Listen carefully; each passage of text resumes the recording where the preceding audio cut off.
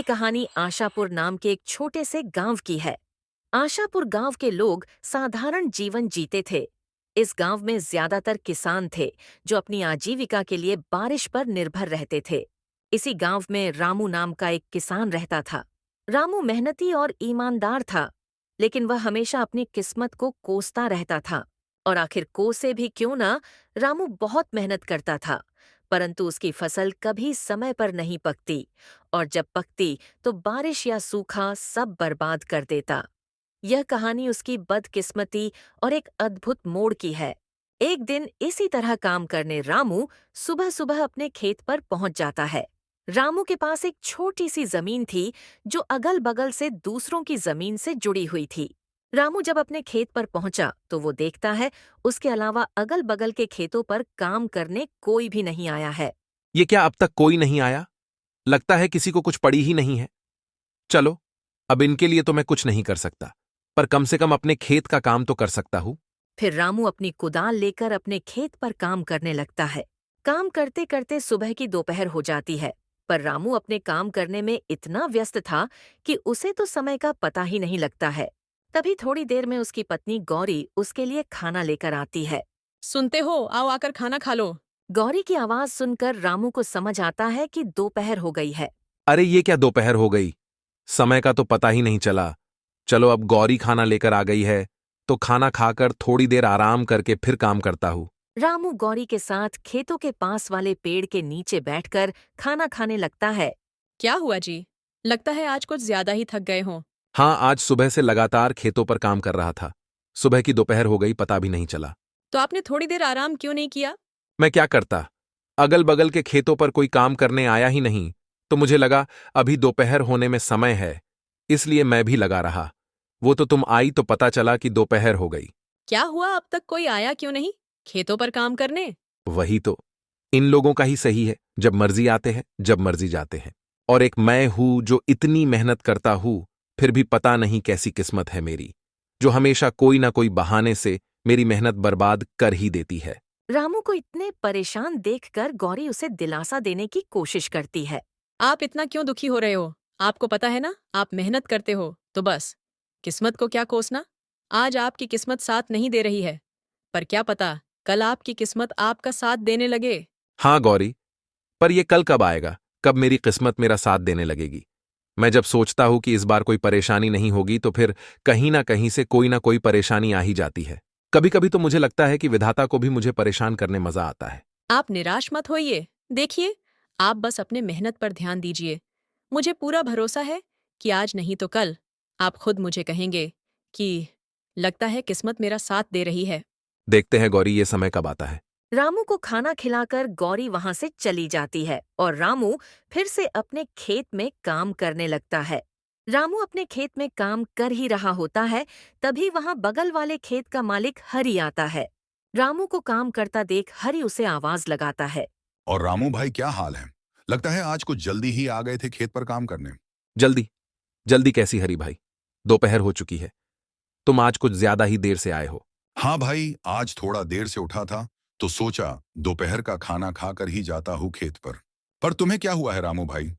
खेत को देखकर लग रहा है तुम्हारा पूरा काम हो गया है, पर तुम्हारे चेहरे को देखकर लग रहा है काम अब तक शुरू भी नहीं हुआ है। नहीं भाई, ऐसी कोई बात नहीं है, वो बस अपनी किस्मत को लेकर थोड़ा परेशान था। अरे रामू भाई, कब तक अपनी किस्मत को कोसते रहोगे और कब तक किस्मत के भरोसे चलते रहोगे? अब किस्मत को कोसू नहीं तो क्या करूं भाई?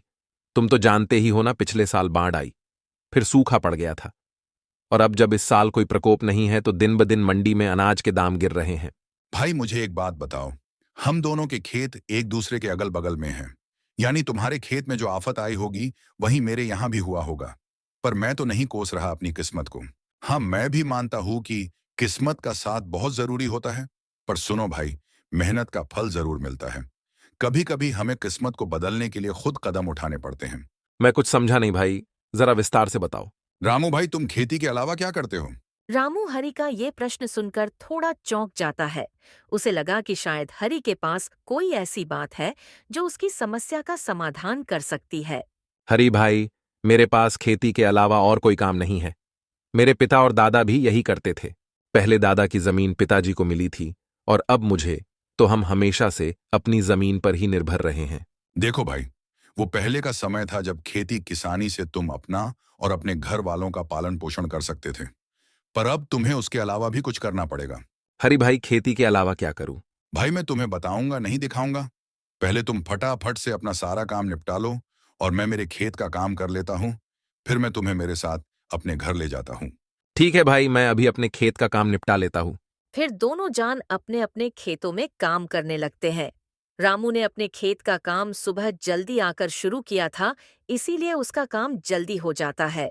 रामू अपने खेत का काम करके हरी के खेत के पास जाकर खड़ा हो जाता है और हरी को काम करता देख मन ही मन सोचता है। हरी भाई की मदद कर देता हूँ ताकि उनके साथ उनके घर जाकर पता कर सकूं कि वो क्या दिखाना चाहते हैं। हरी भाई रुको, मैं आपकी मदद कर देता हूँ ताकि आपका भी काम जल्दी हो जाए। ठीक है भाई। फिर क्या था, रामू भी हरी के खेत में उसके काम में मदद करने लगता है। रामू के मदद करने की वजह से हरी के खेत का काम भी जल्दी हो जाता है। धन्यवाद रामू भाई, आपकी वजह से आज मेरे खेत का काम जल्दी हो गया। धन्यवाद किस बात का भाई? आप भी तो मेरी मदद करने वाले हो, तो मेरा भी तो फर्ज बनता है आपकी मदद करना। हाँ भाई, चलो मेरे घर चलते हैं। फिर दोनों जान वहां से हरी के घर की तरफ चले जाते हैं। चलते चलते दोनों हरी के घर के पास पहुंच जाते हैं, पर घर में जाने से पहले हरी रामू को बाहर ही रोक लेता है। रामू भाई, तुम बहुत परेशान थे, इसीलिए मैं तुम्हें अपने साथ अपना ये राज बताने लाया हूँ। पर मैं जो तरीका तुमको बताऊंगा और घर पर जो चीजें तुम देखोगे, वो तुम किसी और को नहीं बताओगे। हरी की ये बात सुनकर रामू थोड़ा चौंक जाता है और सोचने लगता है। मुझे कुछ गड़बड़ लग रहा है, वरना हरी भाई ऐसी बात नहीं करते। पता नहीं वो घर पर मुझे क्या दिखाने वाले हैं। अरे रामू भाई, कहाँ खो गए? डरो मत, मैं तुम्हें जो दिखाने वाला हूँ उसकी मदद से तुम्हारी मेहनत कभी बर्बाद नहीं होगी, चाहे सूखा पड़े या बाढ़ ही क्यों ना आ जाए। रामू थोड़ा परेशान तो हो जाता है, पर फिर भी वो हरी के साथ उसके घर में जाता है। रामू हरी की बातों से थोड़ा परेशान तो था, परंतु हरी के घर के अंदर का साजो सामान देखकर रामू की परेशानी और बढ़ जाती है। बाप रे बाप, इतना सारा सामान! हरी भाई, तुम्हारा घर बाहर से तो किसी किसान का लग रहा था, पर इसके अंदर का माहौल तो किसी व्यापारी के घर जैसा है। भाई अभी तो कुछ नहीं है, मैं तुम्हें जो दिखाने वाला हूँ उसे देखकर तो तुम्हारे होश उड़ जाएंगे। हरी की बातें सुनकर रामू की बेचैनी बढ़ने लगती है। हरी भाई, तुम मुझे वो दिखा दो जो दिखाने लाए हो, क्योंकि तुम्हारी बातें सुन सुनकर अब मैं बेचैन होने लगा हूं। ठीक है भाई, तुम यही रुको, मैं अभी वो सामान लाकर दिखाता हूँ। हरी वहां से अपने दूसरे कमरे में चला जाता है और रामू उसका वहीं रुककर इंतजार करने लगता है। थोड़ी देर में हरी अपने साथ एक गोनी लेकर आता है। हरी भाई, ये क्या लाए हो अपने साथ? भाई इसी में तो है वो चीज जो तुम्हारी हर समस्या को दूर कर देगी। ऐसा क्या है इस गोनी में? हरी उसे वो खोलकर उसमें रखी चीज दिखा देता है। भाई ये क्या? ये तो चावल है। रामू भाई, ये कोई मामूली चावल के दाने नहीं हैं, ये मैंने चीन से मंगाए हैं। मैं कुछ समझा नहीं भाई, तुमने चावल के दाने चीन से क्यों मंगाए? और ये चीन के चावल मेरी किस प्रकार मदद कर सकते हैं? भाई मैंने जैसे कहा था, ये कोई मामूली चावल नहीं है। ये जो तुम मेरे घर पर साजो सामान देख रहे हो, सब इसके बदौलत ही आया है। मैं कुछ नहीं समझा भाई, ये कोई जादुई चावल है क्या? हाँ भाई, कुछ वैसा ही सोचो, जैसे कि हर बार हमारी फसल किसी ना किसी कारण से बर्बाद हो जाती है, तो मैं क्या करता हूँ, बची खुची फसल में इसे मिलाकर बेच देता हूँ। इससे मेरा बहुत मुनाफा होता है। रामू को इन चावल के दानों में कुछ गड़बड़ लग रहा था। हरी भाई, ये चावल के दाने हमारे चावल के दानों से अलग है थोड़े। हाँ भाई, क्योंकि ये चावल उगाए नहीं बनाए जाते हैं। यानी ये चावल नकली है? हाँ, कुछ ऐसा ही समझो। पर इसको अगर हम दूसरे चावल में मिला दें तो किसी को पता नहीं चलता है कि ये नकली चावल है, और इसे बेचकर मुनाफा भी तगड़ा होता है। भाई पर ये तो गलत है। ऐसे नकली चावल कोई व्यक्ति खाएगा तो उसकी तबीयत खराब हो सकती है। हाँ, तो उससे हमें क्या, हमें तो इसे बेचकर मुनाफा मिलेगा। हम उसमें खुश हैं, हम दूसरों की क्यों सोचें। जब हमारी फसल खराब हो जाती है, हमारे घर वाले भूखे मरते हैं, तो कोई पूछने आता है क्या? तो हम क्यों दूसरों की सोचकर अपना नुकसान कराएं? नहीं भाई, ये गलत है। मैं अपने फायदे के लिए किसी की जान से नहीं खेल सकता। भले ही मैं कितनी भी तकलीफ में क्यों ना रहूं, पर मैं किसी और के जान के साथ खिलवाड़ नहीं कर सकता। रामू भाई, एक बार फिर से सोच लो, ये चावल तुम्हें बहुत अमीर बना सकते हैं, और तो और इनके होते हुए तुम्हें अपने फसल की ज्यादा चिंता भी नहीं करनी होगी। जितना भी हुआ बाकी का ये संभाल लेंगे। नहीं भाई, ये काम मुझसे नहीं हो सकता है, चाहे कितना भी फायदा क्यों ना हो। ठीक है भाई, जैसा तुमको सही लगे। हाँ भाई, चलो फिर मैं चलता हूं। रामू हरि के घर से निकल जाता है। रामू फिर से परेशान होकर अपने घर की तरफ चल पड़ता है। चलते चलते रामू परेशान हालत में एक पेड़ के नीचे आकर बैठ जाता है। अब क्या करूं मैं? अपने नसीब को कोसूं या नहीं? कुछ देर पहले तक लग रहा था कि मुझे कोई नई राह मिल जाएगी जो मेरी किस्मत को बदल देगी, पर आखिर हुआ वही, फिर मेरी किस्मत दगा दे गई। अब मैं क्या करूं? आखिर कब तक इस किस्मत को कोस के काम होगा मेरा? रामू परेशान होकर पेड़ के नीचे अपने आप से बात कर रहा होता है। तभी वहां पास से एक साधु बाबा गुजर रहे होते हैं और रामू को इतने परेशान देखकर बाबा उसके पास चले जाते हैं। क्या हुआ बेटा? इतने परेशान क्यों हो? कोई तकलीफ है क्या? रामू बाबा को देखकर चौंक जाता है। नहीं बाबा, कोई परेशानी नहीं है। देखो बेटा, मुझसे छुपाकर क्या करोगे? तुम्हारी शक्ल बता रही है कि तुम बहुत परेशान हो। कोई तकलीफ है तो मुझे बताओ, शायद मैं तुम्हारी कोई मदद कर सकूं। बाबा की ये बात सुनकर रामू सोचने लगता है। इतना तो परेशान हूं और अब कोई रास्ता तो नजर नहीं आ रहा है। एक बार बाबा से बात करके देखता हूं, शायद वो कोई उपाय बता दे। क्या सोच रहे हो बेटा? बोलो, क्या परेशानी है? एक परेशानी तो है बाबा। मैं मेरी किस्मत से परेशान हूं। मुझे ऐसा लगता है वो मेरा साथ कभी नहीं देती है। क्यों बेटा, तुम्हें ऐसा क्यों लगता है? बाबा, मैं एक मामूली किसान हूं जिसका सारा संसार खेती बाड़ी पर निर्भर है, और मैं पूरी ईमानदारी से अपने खेत पर काम करता हूं। पर मेरी किस्मत कभी साथ नहीं देती है। कभी बारिश मेरी फसल खराब कर देती है, कभी सूखा पड़ जाता है, और किसी साल फसल बच गई तो उस साल मंडी में फसल की दाम कम हो जाती है। बेटा, तो तुम किसानी के अलावा कुछ करने की क्यों नहीं सोचते हो? बाबा, मेरे पुश्ते किसानी ही करते आ रही है, और फिर मैं किसानी कैसे छोड़ दूं? और किसानी छोड़ना तो कोई तरीका नहीं है ना बाबा। इसी तरह अगर हर किसान परेशान होकर किसानी छोड़ दे तो लोग तो भूखे मर जाएंगे। हाँ बेटा, यही तो सोचकर तुम्हें और मेहनत करनी होगी। बाबा, मैं मेहनत करने से पीछे नहीं हटता, पर आखिर मेरा भी घर परिवार है। मुझे मेरे अलावा उनका भी देख सोचकर चलना पड़ता है। बेटा, तो जिस तरह तुम परेशान हो, उसी तरह तुम्हारे साथ वाले किसान भी तो परेशान होंगे ना? तो तुम सारे मिलकर कोई उपाय ढूंढो। शायद सारे लोग मिलकर कुछ सोचे तो तुम सभी की समस्या दूर हो जाए। बाबा, मेरे अगल बगल वाले में से तो कुछ ने दूसरा रास्ता चुन भी लिया है, खेती से पैसे बनाने का। बेटा, तो तुम उनसे पूछो और उनका तरीका अपना कर देखो, शायद तुम्हारा भी काम बन जाए। नहीं बाबा, मैं वो रास्ता नहीं चुन सकता। मुझे वो सही नहीं लगा। क्यों बेटा? ऐसा क्या कर रहे हैं वो जो तुम्हें सही नहीं लग रहा है? बाबा की ये बात सुन रामू सोचता है। अब क्या करूं? बाबा को हरी भाई वाली बात बता दूं? किस तरह वो लोगों की जान के साथ खिलवाड़ कर रहे हैं? बता देता हूं, पर हरी भाई का नाम नहीं लूंगा, क्योंकि आखिर वो मेरी मदद करने की कोशिश ही कर रहे थे। हाँ बाबा, मेरे जान पहचान में एक किसान भाई बहुत गलत काम कर रहे हैं। क्या गलत कर रहे हैं, जरा मुझे भी बताना तो। बाबा, आज मैं सुबह उनसे मिला था और आपकी तरह मुझे परेशान देखकर उन्होंने भी मेरी मदद करने की सोची।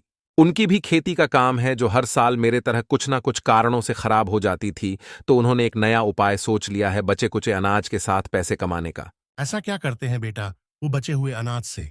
बाबा, उन्होंने चीन से चावल मंगा लिया है और वो उन्हें अपने बचे हुए चावल के दानों में मिला देते हैं, जिसे बेचकर वो बहुत पैसे कमा रहे हैं। हाँ, तो बेटा इसमें क्या गलत है? तुम भी चीन से मंगा लो और उनके ही तरह बेचो। नहीं बाबा, आप शायद समझे नहीं। वो चावल जो चीन से मंगाते हैं वो मामूली चावल नहीं है, क्योंकि उन्हें उगाया नहीं बनाया जाता है। रामू की ये बात सुनकर बाबा चौंक जाते हैं। क्या कहा बेटा? चावल जिन्हें उगाया नहीं बनाया गया है, यानी वो नकली चावल है? हाँ बाबा, वो चावल नकली होते हैं, और उन्हें अगर अपने चावल के दानों में मिला दो तो पता ही नहीं चलता कि नकली कौन सा है और असली कौन सा। बेटा, पर ये नकली चावल तो लोगों की जान ले सकते हैं ना? हाँ बाबा, इसीलिए तो मैंने वो रास्ता नहीं चुना, क्योंकि मैं अपने फायदे के लिए किसी की जान नहीं ले सकता, भले ही इसके लिए मुझे और कितना भी परेशान क्यों ना होना पड़े। वाह बेटा, क्या खूब बात कही तुमने। तुमने अच्छा किया वो रास्ता नहीं चुनकर, क्योंकि अभी तो तुम्हें शायद फायदा हो भी जाता, पर बाद में तुम्हें तुम्हारी गलतियों पर पछताना पड़ता। हाँ बाबा, मेरा भी परिवार है। अगर मैं ये गलत काम करूंगा तो कल मेरे परिवार के साथ भी कुछ गलत हो सकता है। हाँ बेटा, हमारी गलतियों की सजा कभी कभी हमारे परिजनों को भी भुगतनी पड़ती है। बाबा, अब आप ही बताइए, आखिर मैं क्या करूं? मेरी किस्मत के तारे में कैसे सुधारूं? आखिर मेरा भी परिवार है, मुझे उनका भी तो सोचना पड़ेगा बाबा। बेटा, तुम मेरा एक काम करो, तो मैं तुम्हें इस समस्या से बाहर निकलने में मदद करूंगा। बोलिए बाबा, मैं क्या करूं? मैं आपके सारे काम करने तैयार हूं, बस आप मुझे इस समस्या से बाहर निकालिए। बेटा, तुम्हें कुछ ज्यादा नहीं करना है। तुमने कहा ना, तुम्हारा भी परिवार है, तो तुम्हें बस उनसे जाके ये चीन के चावल वाली बात बतानी है, क्योंकि तुमने अपना सोचकर मना कर दिया। पर क्या तुमने अपने परिवार वालों से पूछा इस बारे में? नहीं बाबा, नहीं पूछा किसी से भी। तो एक बार उनसे पूछकर देखो, उनका इस बारे में क्या कहना है। फिर कल सुबह तुम मुझे यहीं मिलना, मैं तुम्हारा इंतजार करूंगा। ठीक है बाबा, मैं मेरी पत्नी से इस बारे में बात करके आपको कल सुबह यहीं मिलता हूं। फिर क्या था, रामू वहां से अपने घर के लिए निकल जाता है। रामू घर पहुंचते ही सबसे पहले अपनी पत्नी गौरी को आवाज लगाकर बुलाता है। गौरी, मैं खेत से आ गया हूं, जरा यहां आना, तो तुमसे एक जरूरी बात करनी है। रामू की आवाज सुन गौरी वहां आती है। हाँ बोलिए, आपने मुझे बुलाया? हाँ, मुझे तुमसे कुछ जरूरी बात करनी थी। बोलिए, क्या बात करनी है? गौरी, तुम तो जानती हो, हमारी खेती से कुछ समय से हमें कोई मदद नहीं मिल रही है। हाँ, आज दोपहर को तो आप बता रहे थे, वही ना? हाँ गौरी, वही। पर आज तुम्हारे जाने के बाद मेरे साथ एक घटना हुई, जिसके बारे में मुझे तुम्हें बताना है। आज जब तुम चली गई, तुम्हारे जाने के बाद वहां मेरे एक किसान भाई आए और मुझे परेशान देख उन्होंने मुझे मेरे परेशान होने का कारण पूछा। तो मैंने सारी बात बता दी। पर गौर करने की बात यह है कि जो हाल मेरा था, कुछ वैसा ही हाल उनका भी था, पर उन्होंने इस परेशानी से निकलने का एक रास्ता ढूंढ लिया है। क्या बात है? कौन है वो? और आप उनसे वो तरीका क्यों नहीं पूछते? इससे आपकी भी समस्या दूर हो जाएगी। कौन है वो मत पूछो, मेरे एक शुभ चिंतक ही समझ लो। पर पहले तुम मेरी पूरी बात सुन लो। मैंने जब उनको अपनी समस्या बताई तो उन्होंने उससे निकलने का रास्ता तो बताया, पर वो रास्ता थोड़ा अटपटा है। अटपटा? ऐसा कैसा तरीका है, मुझे बताइए जरा, मैं भी तो सुनो। जैसे मेरी फसल कभी बारिश की वजह से खराब हो जाती थी तो कभी सूख जाती थी, वैसे ही उनकी भी हालत थी। पर अब वो चीन से चावल मंगाते हैं। क्या कहा? चीन से चावल? हाँ गौरी, वो चीन से चावल मंगाते हैं और फिर उनको अपने पास बचे हुए चावल के दानों में मिला देते हैं और बाजार में बेचते हैं। इससे उन्हें बहुत फायदा होता है और किसी को नहीं समझता कि असली कौन सा है और नकली कौन सा। रामू की ये बात सुनकर गौरी थोड़ा आश्चर्य में पड़ जाती है। मैं कुछ समझी नहीं, असली चावल नकली चावल? हाँ गौरी, चीन से लाए हुए चावल नकली चावल होते हैं। उन्हें उगाया नहीं बनाया जाता है और वो काफी सस्ते मिलते हैं। उन्हें सस्ते में लाओ और अच्छा मुनाफा कमाओ। पर नकली चावल तो खाने में जानलेवा साबित हो सकते हैं, तो ये तो बहुत गलत बात है, अपने मुनाफे के लिए किसी की जान लेना। हाँ, मुझे भी ये गलत लगा तो सोचा एक बार तुम्हारी भी राय लेकर देख लेता हूँ, क्योंकि मेरी इस परेशानी से तुम भी तो परेशान हो और सिर्फ मेरे मना करने से अच्छा है एक बार तुम्हारी भी राय लेना मुझे सही लगा। नहीं जी, हम एक बार के लिए भूखे सो जाएंगे, पर किसी के साथ ऐसा धोखा करके पैसे कमाना बहुत गलत होगा। आज हम चैन से सो जाएंगे, पर कल उन गलतियों का भुगतान हमें किसी न किसी तरह चुकाना ही पड़ेगा। गौरी की ऐसी बातें सुनकर रामू बहुत भावुक हो जाता है। वाह गौरी, मुझे आज तुम पर बहुत नाज हो रहा है, क्योंकि तुम भी बिल्कुल मेरी तरह सोच रही हो। चलिए ये सब बातें छोड़िए, इन गलत बातों को अपने ऊपर हावी मत होने देना। आप और मेहनत कीजिए, देखना बहुत जल्द आपको कामयाबी मिलेगी। फिर क्या था, गौरी की ऐसी बातों ने रामू का हौसला और बढ़ा दिया था। फिर अगली सुबह रामू बाबा से मिलने अपने घर से निकलता है। रामू जब वहां पहुंचता है तो बाबा वहां नहीं होते हैं और बाबा को वहां नहीं पाकर वो थोड़ा मायूस हो जाता है। ये क्या, बाबा तो यहाँ नहीं है? अब क्या, कहाँ से मिलेगा मुझे मेरी परेशानी का हल? रामू अभी अपने आप से बातें कर ही रहा होता है, तभी बाबा अचानक से प्रकट हो जाते हैं। आ गए बेटा तुम। बाबा को अचानक से प्रकट होता देखकर रामू थोड़ा डर जाता है और अपने मन में सोचने लगता है। बाप रे बाप, ये तो कोई मायावी बाबा लग रहे हैं। अभी के लिए मेरा यहाँ से निकलना ही सही रहेगा। अरे बच्चा, डरो मत। ये तो मेरी एक छोटी सी शक्ति है, मैं कोई मायावी नहीं हूं। नहीं बाबा, मैं डरा नहीं था, बस थोड़ा चौंक गया था। बोलो बेटा, क्या तुमने वो काम किया जो मैंने तुमसे कहा था? हाँ बाबा, मैंने मेरे पत्नी से उन चीन के चावल के बारे में बात की और उसे ये भी बताया कि इनसे हमें बहुत फायदा होगा। पर उसकी सोच पूरी मेरी तरह है, उसने भी ये गलत काम करने से मना कर दिया। उसने तो ये तक कहा कि हम एक समय पर भूखे रह सकते हैं, पर किसी के साथ इस तरह धोखा करके पैसे नहीं कमा सकते।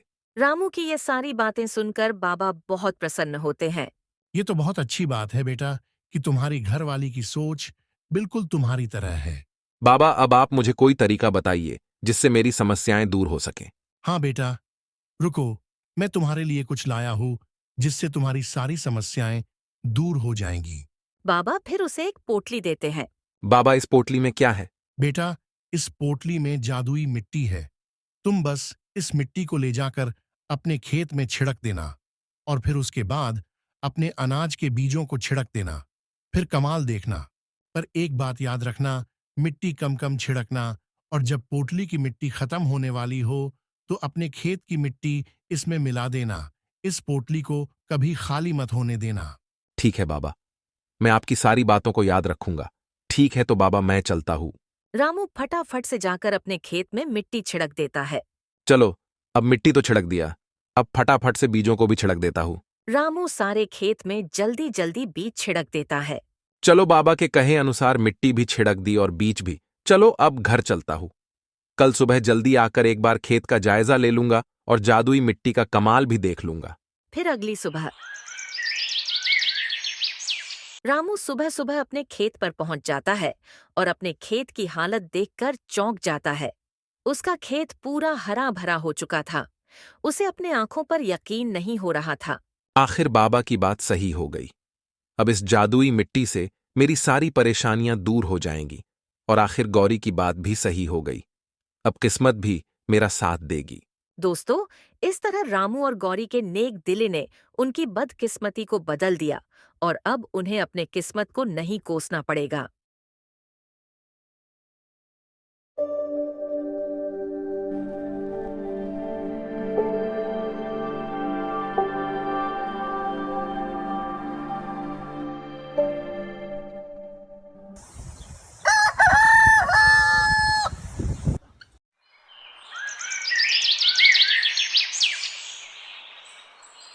ये कहानी भारत के एक छोटे से गांव की है, जहां एक संयुक्त परिवार रहता था, जिसमें सास, बहू और बेटा रहते थे। इस परिवार की सास बहुत लालची और स्वार्थी थी। उसकी लालच के कारण घर में हमेशा कलह और अशांति रहती थी। इस कहानी के 3 मुख्य पात्र हैं।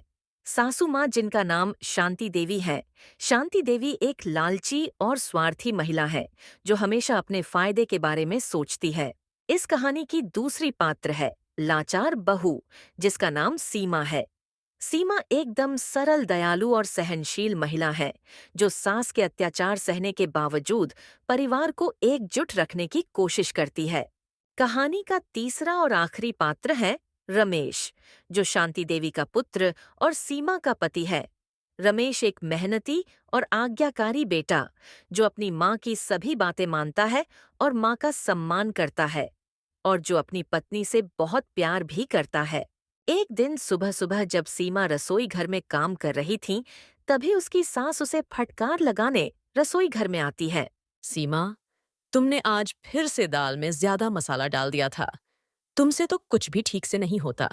माँ जी, मैंने वही किया जैसा आपने कहा था। अगर गलती हुई है तो मुझे माफ कर दीजिए। हर बार माफी मांगकर तुम अपने सारे पाप छिपा लेती हो। लगता है तुम चाहती हो कि इस घर में कुछ भी ठीक से न चले। तुम्हारी वजह से घर का बजट बिगड़ रहा है। तुम जानबूझकर महंगे मसाले इस्तेमाल करती हो ताकि मेरा सारा पैसा खत्म हो जाए। नहीं माँ जी, ऐसा कुछ नहीं है। मैं हमेशा घर के खर्चे का ध्यान रखती हूँ। हाँ, बहुत अच्छा ध्यान रखती हो तुम। लेकिन देखना, मैं तुम्हारी ये चालें अच्छे से जानती हूँ। मुझे तुमसे सब कुछ बचाना होगा, वरना एक दिन तुम सब बेच खाओगी। बेचारी सीमा चुपचाप अपनी सास के ताने सुन लेती है और फिर से अपने काम में लग जाती है। उसी शाम रमेश काम से घर लौटता है और सीमा को उदास देखता है। सीमा, क्या हुआ? तुम इतनी परेशान क्यों दिख रही हो? कुछ नहीं जी, बस थोड़ा थक गई हूँ। नहीं, कुछ तो हुआ है। सच्ची सच्ची बताओ, क्या हुआ है? कुछ नहीं जी, पता नहीं क्यों, पर माँ जी को मुझसे फिर से कोई शिकायत हो गई है। माँ तो ऐसी ही हैं। तुम दिल छोटा मत करो, मैं उनसे बात करूंगा। हर बार बात करने से कुछ नहीं बदलता जी। वो हमेशा मुझ पर शक करती हैं, हमेशा मुझे गलत समझती हैं। पता नहीं क्यों उनको लगता है मैं हमेशा फिजूल खर्च करती हूँ। मैं जानता हूं सीमा, लेकिन माँ को बदलना इतना आसान नहीं है। तुम थोड़ा धैर्य रखो, मैं बात करता हूं माँ से। कब तक जी? मैं कब तक ये सब सहूंगी? आखिर मेरी गलती क्या है? रमेश सीमा को अपनी बातों से दिलासा देता है और सीमा रमेश की बात मान जाती है। उसी रात रमेश अपनी माँ शांति देवी से मिलने उनके कमरे में जाता है। माँ, क्या मैं अंदर आ जाऊं? हाँ रमेश बेटा, आ जाओ। माँ, आपसे एक जरूरी बात करनी थी। हाँ, बोलो ना बेटा, क्या बात करनी है? माँ, सीमा बहुत परेशान है। आप उस पर इतना शक क्यों करती हो? रमेश, तुम मुझे समझाने आए हो या अपनी पत्नी का पक्ष लेने? वो तुम्हें मेरे खिलाफ कर रही है। माँ, ऐसा कुछ नहीं है। सीमा बहुत अच्छी है। वो हमेशा घर के लिए सोचती है। आप उसे थोड़ा समझने की कोशिश करें। तुम अब मुझे सिखाओगे कि मुझे किसे समझना चाहिए। मैं जानती हूँ, वो घर का सारा धन बर्बाद करना चाहती है। तुम उसकी बातों में मत आओ। माँ, ऐसा कुछ नहीं है। आप उसे गलत समझ रही हैं। तुम देखना बेटा, एक दिन ये तुम्हें छोड़कर चली जाएगी और तब तुम्हें मेरी बात समझ आएगी। रमेश अपनी माँ को बहुत समझाने की कोशिश करता है, परंतु शांति देवी उसकी कोई बात मानने को तैयार नहीं थी। शांति देवी जब देखती है कि रमेश अपनी बीवी की ज्यादा पक्ष लेने लगा है, तो वो सीमा को किसी तरह फंसाकर रमेश की नजरों में उसे गलत साबित करने का सोचती है। अगले दिन सुबह सुबह शांति देवी घर की कीमती चीजें छुपाकर सीमा पर चोरी का आरोप लगाने की योजना बनाती है। शांति देवी सीमा को फंसाने की योजना बनाते हुए अपने आप से कहती हैं, अगर इस घर से सीमा चली जाए तो रमेश पूरा घर मेरे नाम कर देगा। मुझे बस सीमा को किसी तरह बदनाम करना है। शांति देवी फटाफट घर की कीमती चीजें घर के एक बंद कमरे में छिपा देती है। घर की कीमती चीजें छुपाने के बाद शांति देवी रमेश को बुलाती है। ओ रमेश बेटा, कहाँ हो? जरा यहाँ आना तो। आया माँ, रुकना जरा सा। रमेश, घर से कुछ कीमती चीजें गायब हैं। मैंने बहुत ढूंढा, लेकिन कहीं नहीं मिली। क्या? घर की चीजें गायब हो गई हैं माँ? हाँ बेटा, मैंने बहुत ढूंढा, पर कुछ चीजें नहीं मिल रही है। मुझे लग रहा है शायद किसी ने हमारे यहाँ चोरी की है। पक्का ना माँ, चीजें चोरी हुई हैं? कहीं ऐसा तो नहीं आप कहीं रखकर भूल गई हो? नहीं बेटा, पक्का चीजें चोरी हुई हैं, पर जो चीजें चोरी हुई हैं, उन्हें देखकर तो लग रहा है अपने घर के किसी ने ही चोरी की है। आप कहना क्या चाहती हो माँ? मैं कुछ कह नहीं सकती, लेकिन तुम अपनी पत्नी से पूछो, कहीं उसने ही। ये बोलते बोलते शांति देवी रुक जाती है। अपनी माँ से ऐसा सुनते ही रमेश थोड़ी नाराजगी भरे आवाज में कहता है, माँ, आप ये क्या कह रही हैं? सीमा ऐसा नहीं कर सकती। मैं बस तुम्हें आगाह कर रही हूँ, तुम खुद जाकर उससे पूछ लो। माँ से इस तरह अपने पत्नी के बारे में सुन रमेश को वैसे तो बुरा लगता है, परंतु वो अपनी माँ की बात पर भरोसा कर अपनी पत्नी से इस बारे में बात करने जाता है। रमेश सीमा से चोरी के सिलसिले में बात करने अपने कमरे में जाता है। सीमा, मुझे तुमसे कुछ बात करनी है। बोलो ना जी, क्या बात करनी है आपको? सीमा, माँ कह रही हैं कि घर से कुछ कीमती चीजें गायब हैं। क्या तुमने उन्हें कहीं रखा है? नहीं रमेश, मैंने कुछ नहीं लिया। आप मुझसे ये सवाल कैसे कर सकते हैं? माँ को इस बारे में शक है कि शायद वो चीजें तुमने ली हैं। मैं सिर्फ सच जानना चाहता हूँ। रमेश से इस तरह की बात सुन सीमा रोने लगती है। आप भी मुझ पर शक कर रहे हैं? आपने ऐसा सोचा भी कैसे कि मैं अपने ही घर में ऐसा कर सकती हूँ? सीमा, मैं नहीं जानता कि क्या सच है, लेकिन माँ ऐसा कह रही हैं। तो मैं आपके लिए क्या हूँ रमेश? बस एक इल्जाम? रमेश से इस तरह चोरी का इल्जाम लगता देख सीमा आहत होकर घर छोड़ने का फैसला करती है। मैं इस घर में अब नहीं रह सकती। जब आप खुद मुझ पर भरोसा नहीं करते तो मेरा यहाँ रहना व्यर्थ है। सीमा, मेरी बातों का बुरा मत मानो। मत जाओ, घर छोड़कर रुक जाओ। नहीं रमेश, मैं जा रही हूँ, लेकिन याद रखना, सच्चाई हमेशा सामने आती है। सीमा अपना सूटकेस बांधकर अपने मायके चली जाती है। सीमा के मायके जाने के बाद रमेश सीमा को बहुत फोन करता था, पर सीमा उसका कभी जवाब नहीं देती थी। इसी तरह कई दिन बीत जाते हैं। सीमा अपने मायके में ही रहती है। सीमा के जाने के बाद रमेश और शांति देवी के बीच रोज रोज की अनबन शुरू हो जाती है। माँ, आपसे बड़ी गलती हो गई है। सीमा निर्दोष थी और हमने उसे जाने दिया। अच्छा हुआ वो चली गई। अब घर में सब मेरे हिसाब से चलेगा। माँ, घर में अब सिर्फ उदासी है। आपने मेरा जीवन बर्बाद कर दिया। इसी तरह कुछ और दिन बीत जाते हैं। धीरे धीरे रमेश अपनी माँ से दूरी बनाने लगता है। रमेश अपनी माँ से बात करना भी बंद कर देता है। शांति देवी को इस बात से कोई फर्क नहीं पड़ रहा था। उसे बस अपने घर पर अपना हक बनाए रखना था और इस चीज के लिए वो हर पल नई योजनाएं बनाती रहती थीं। इधर दूसरी तरफ रमेश बिना सीमा के अब परेशान सा हो गया था, परंतु इस बारे में वो अपनी माँ से भी बात नहीं कर पा रहा था। फिर एक दिन रमेश हिम्मत जुटाता है और अपनी माँ से सीमा को घर लाने की बात कहने की ठान लेता है। अब बस हो गया। आज तो माँ से कह दूंगा, मैं सीमा को घर वापस लाने जा रहा हूँ। रमेश घर पहुंचकर अपनी माँ से कहता है। माँ, अब बस हो गया, मैं जा रहा हूँ सीमा को घर वापस लाने। क्या तुम उस चोरनी को वापस लाने जा रहे हो? माँ, सीमा चोरनी नहीं है, आपने बिना मतलब मेरी सीमा पर शक किया। अगर तुम्हारी बीवी चोरनी नहीं है तो घर का कीमती सामान कहाँ गया? माँ, आपको जो सोचना है सोचो, मैं जा रहा हूँ अपनी सीमा को वापस लाने। रमेश आखिरकार सीमा को मनाने और उसे वापस अपने घर ले जाने सीमा के मायके जाता है। सीमा, मुझे माफ कर दो, माँ की बातों में आकर मैंने तुम्हारे साथ अन्याय किया, प्लीज घर वापस चलो। रमेश, मैंने आपको हमेशा अपने पति और साथी के रूप में माना है, लेकिन आप भी मुझ पर शक करने लगे। मैं सिर्फ आपके कहने से वापस नहीं लौट सकती। आपको खुद से ये समझना होगा कि सही क्या है और गलत क्या। सीमा, मैंने अपनी गलती मान ली है, मुझे माफ कर दो। घर बिना तुम्हारे सूना हो गया है। सीमा थोड़ी देर सोचती है और रमेश को माफ कर देती है। ठीक है रमेश, मैं वापस चलूंगी, लेकिन अब मैं किसी भी अन्याय को सहन नहीं करूंगी और मुझ पर लगे चोरी के इल्जाम को मैं गलत साबित करके रहूंगी।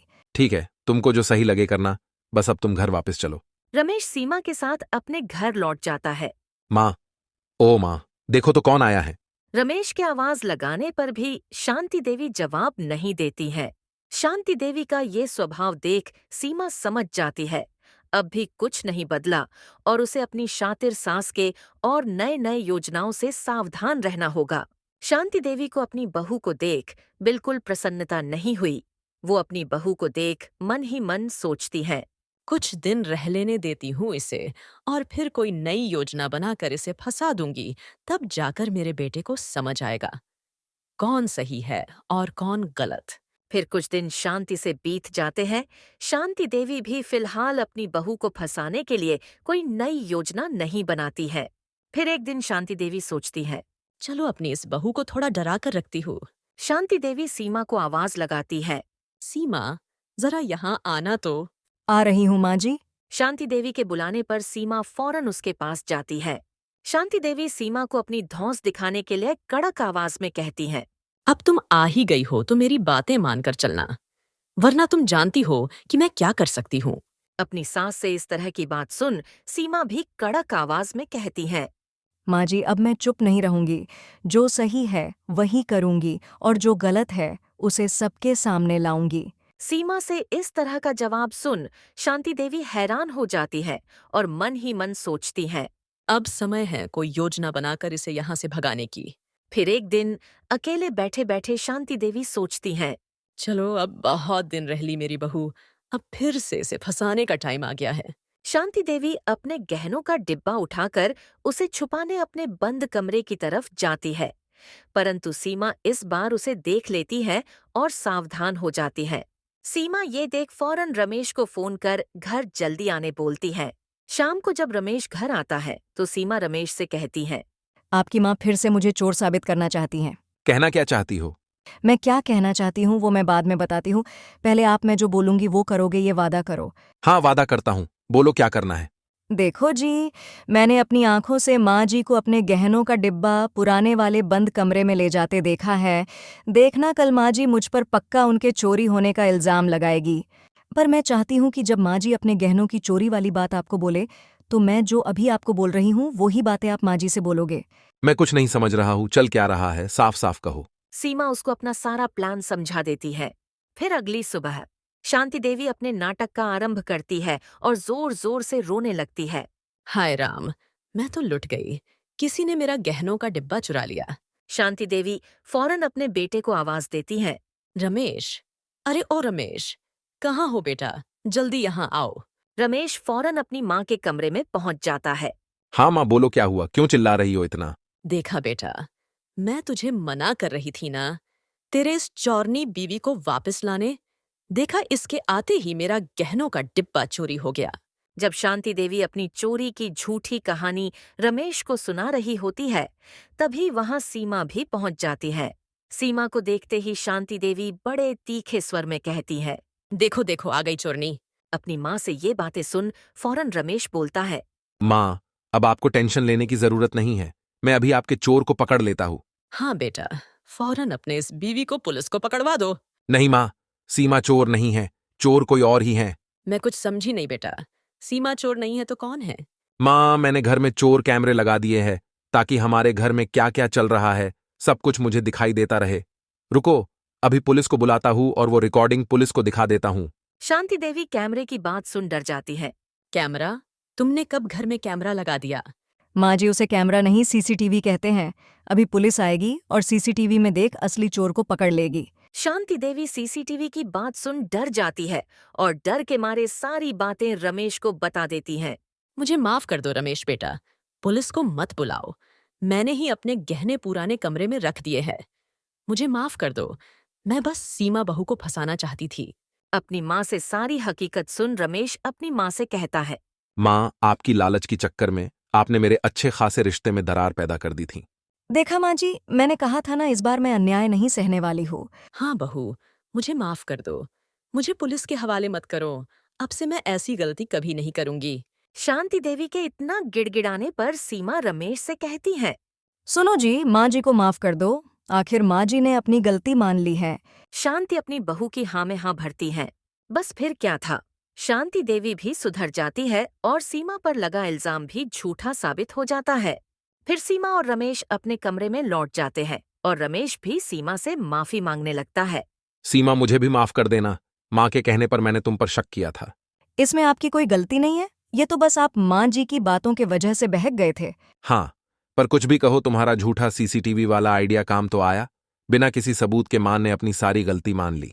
पर अब जब माँ ने अपनी गलती मान ली है तो अब से हम सबको मिलकर रहना होगा। तो दोस्तों, इस तरह से सीमा के एक आइडिया ने उसकी लालची सास को भी सबक सिखा दिया और अपने ऊपर लगे झूठे इल्जाम को भी गलत साबित कर दिया। दोस्तों, इस प्रकार की और शानदार कहानी देखने के लिए अभी हमारे इस चैनल को सब्सक्राइब कर ले।